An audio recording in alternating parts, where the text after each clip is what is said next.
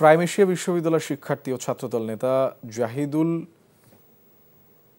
জাহিদুল হত্যাকাণ্ডে জড়িত পারভেজ ইসলাম হত্যাকাণ্ডে 3 জনকে গ্রেপ্তার করে 7 দিনের রিমান্ডে নেওয়া হয়েছে।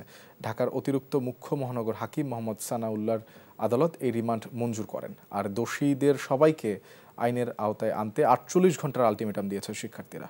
নূর হোসেনের রিপোর্ট। প্রাইম এশিয়া বিশ্ববিদ্যালয়ের শিক্ষার্থী পারভেজ হত্যার সুষ্ঠু বিচারের দাবিতে ক্যাম্পাসের সামনে অবস্থান কর্মসূচি পালন করে বিশ্ববিদ্যালয়ের শিক্ষার্থীরা। এ সময় পারভেজ হত্যার ঘটনায় বিশ্ববিদ্যালয় কর্তৃপক্ষের অবহেলার অভিযোগ করেন শিক্ষার্থীরা।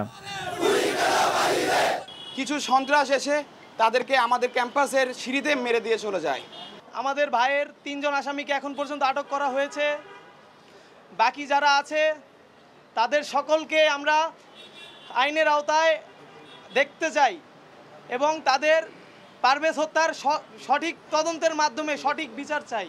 এর আগে বাংলাদেশ জাতীয়তাবাদী ছাত্রদল ও বিএনপি নেতারাও বিশ্ববিদ্যালয়ের সামনে বিক্ষোভ সমাবেশ করে। হত্যাকাণ্ডে বৈষম্য বিরোধী ছাত্র নেতাদের সম্পৃক্ততার অভিযোগ করেন তারা।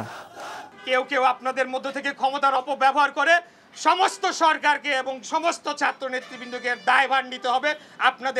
তাদেরকে আইনের আওতায় তুলে দিতে হবে, না হলে বাংলাদেশের জনগণ আপনাদেরকেই এর জন্য দায়ী করবে। আমরা চাই না জনগণকে সাথে নিয়ে এখন আমরা এইসব গ্যাং খুঁজে বের করে তাদেরকে দাঁত ভাঙা জবাব দেওয়ার জন্য আমরা হত্যাকাণ্ডের ঘটনায় 5 সদস্যের কমিটি গঠন করেছে কর্তৃপক্ষ।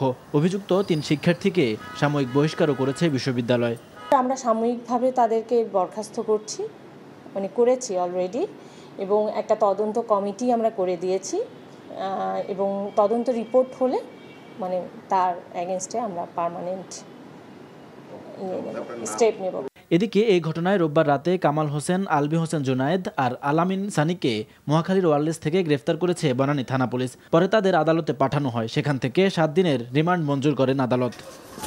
নূর Hossain, NTV news, Dhaka. Bundle থাকলে প্রতি সেনমানিতে টাকা বাঁচবে। বিকাশ সেনমানি বান্ডেল কিনে জিতুন প্রতি লেনদেনে।